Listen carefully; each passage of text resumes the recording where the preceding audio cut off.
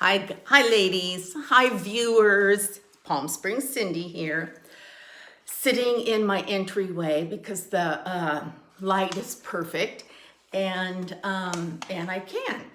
So I do have some notes that I want to share with you, just some thoughts that I've had since yesterday, and she counted 22 times. Number one, she's counting. I talked to my mother. See if I can get that light out of the way. Yesterday I called my mother. Remember at the end of the video I said I needed to. So I did. Here's one. Here's two. That's it.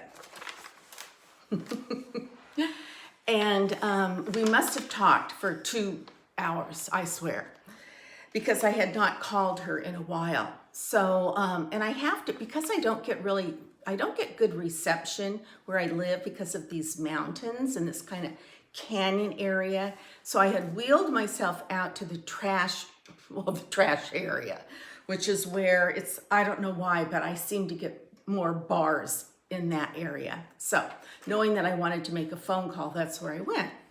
So I talked to my mom and she's doing great. Remember, she's going to be 92 this month, April 9th.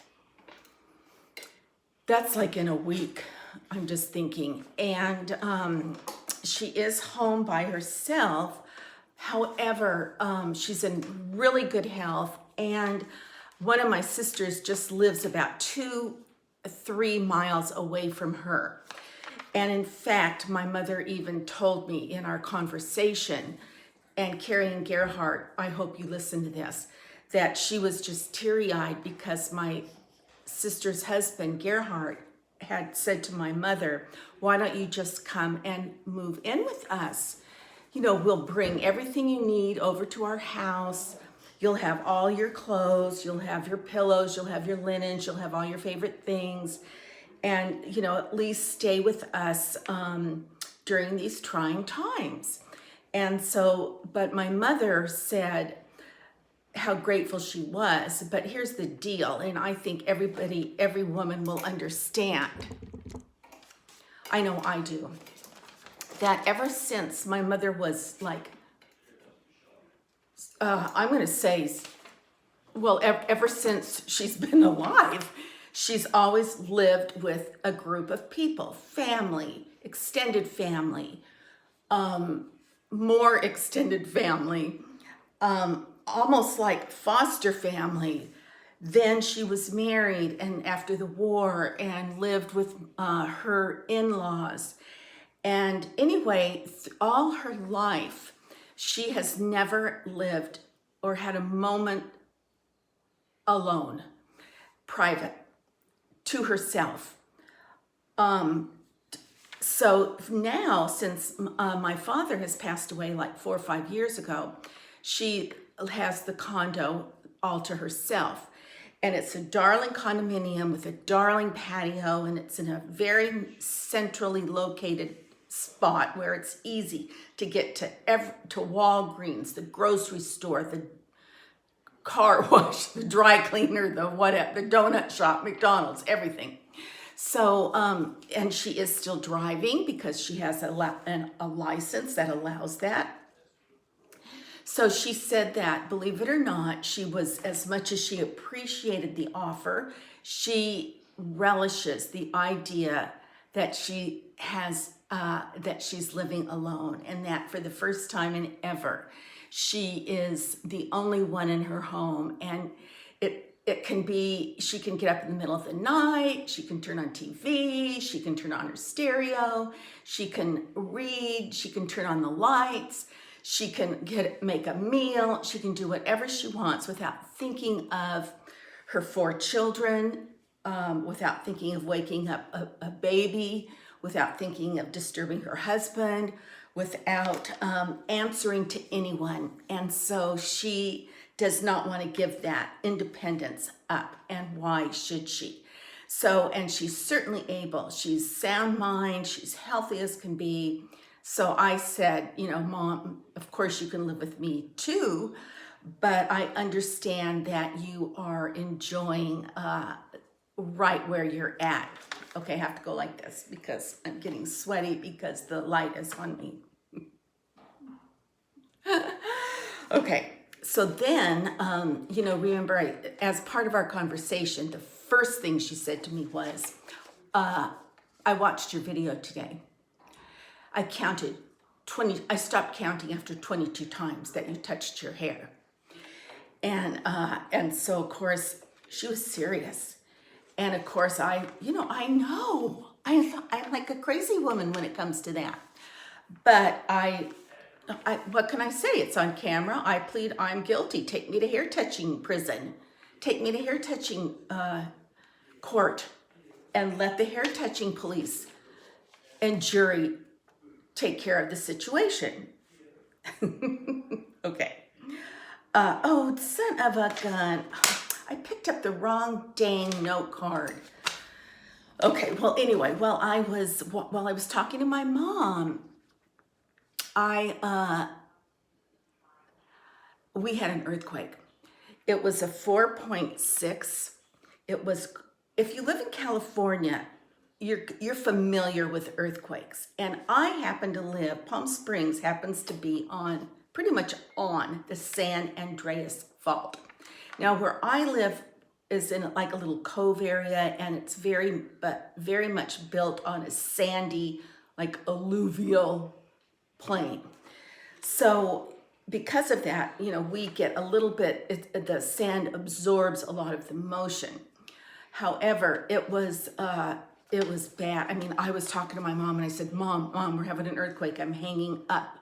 Now, evidently she and that area, an hour and a half, 45 minutes away, did not feel it. My end of town, the Coachella Valley area, felt it. It centered more here. So it was even like my husband walked out. I was outside talking to my mom where I could get reception. But even he came out and stood under the patio and said, that was a big one. And I said, yes. And if I were you, I would get out from under the patio cover because, I don't want things dropping down, lumber dropping down. And they say you're supposed to stand in like a doorway or get into the bathtub or I think just get out into the open air where nothing can fall on you. So anyway, it was very scary. I was scared. And I've been through a lot of earthquakes. But it was very jolting, and it didn't last that long. That was the good thing. But then we've had a couple aftershocks, because once you have one, you're going to have aftershocks. And are the aftershocks going to be bigger than the first one, or are they going to be hardly felt? You never know. Okay, so that was kind of creepy. Then I did take Shelby for a walk yesterday, and we walked, it's kind of fun because if we go down this way, it's downhill, very gradual gradient downhill. And then when we come up, it's so gradual that it's good exercise, but not exhausting for me and for my arms. But we did that a couple times, and then of course Shelby was a big weenie and stopped and didn't want and looked at me like, how much longer? And it was like nothing. But it still was nice and sunny, and it felt good to get the sunshine on my face and body. And so then we came home.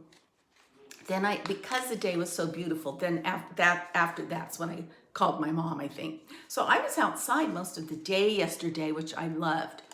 However, then when I came back in, I'm trying to do a better job at really navigating through my television access to find movies and things that are not X-rated or R-rated. It's kind of hard. But I did find this one show, it was called I'm a Teacher. Of course, that caught my attention. Sorry, Mom. And it was not good. I kept thinking it could have been really, well, it was good. It had a good message. But it was about this. It was I love anything World War II.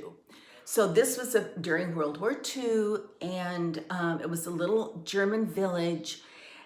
darling little village, and there was a man that was a teacher in the village, and he was very, very normal. You know, he was very average looking, and he had a nice little house, and he was living with this beautiful younger woman.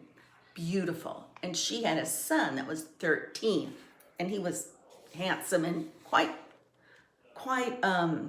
mature physically for his age, so he looked older.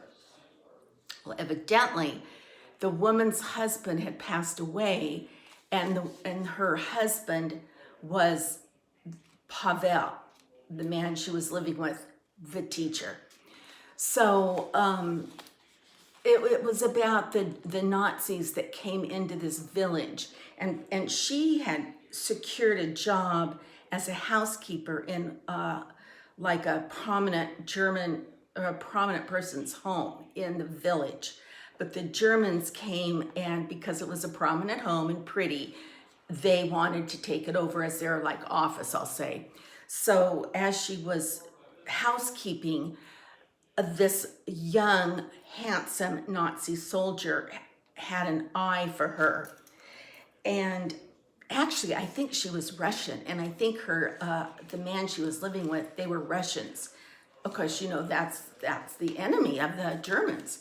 But she was very German looking. She was very blonde and blue-eyed and had these perfect little puffy lips, of course. And so the German soldier, like I said, he wanted to have her for his girlfriend. But then they said, he asked who she was housekeeping for, is she single? Is she available? And the man said, well, she lives with this guy that's the teacher. Well, so I'm not going to go into the story, but the story does unfold where it is a good plot, but it's not. It's also in subtitles, partly in subtitles. Some words are in English, and it's hard for me to read subtitles because I'm not close enough to my computer screen. But anyway, I still got the gist of it. You know what I love about it? I love seeing the villages. I love watching the people drive the cattle down the dirt road. I love watching the geese, you know, squeaking as they're walking across everybody's little grassy front yards. I love seeing people bringing up the water from the wells. I love seeing how the village homes are made out of basically clay and cement, and then they're whitewashed, and you know, the type of furniture that they have in them. And so anyway, that's the part that I really like.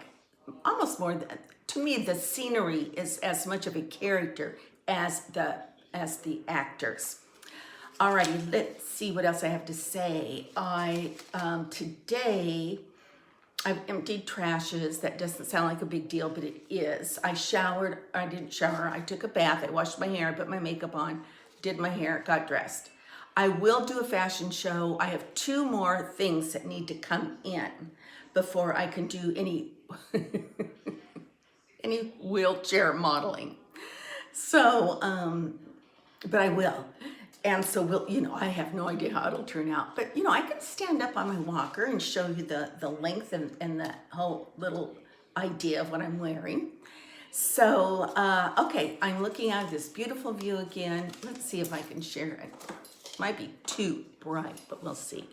Let's see here. There we go. Isn't that pretty? You can see it's a little bit breezy, but someone did just walk by. So there are, once in a while, you do see someone walk by, getting their fresh air and just being able to be outside. So, okay, you guys, P.S. I love you. Hang in there. And remember, we're all in this together, and we can do it.